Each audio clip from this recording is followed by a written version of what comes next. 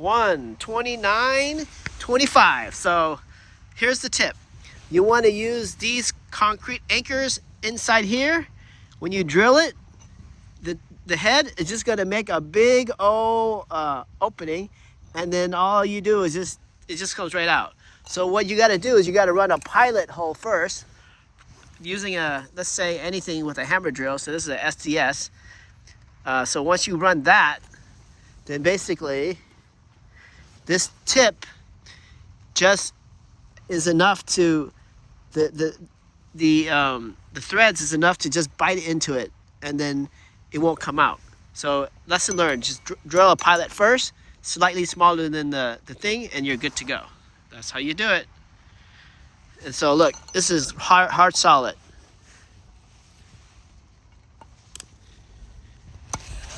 Now it comes out like so now you treat the brick like a piece of wood.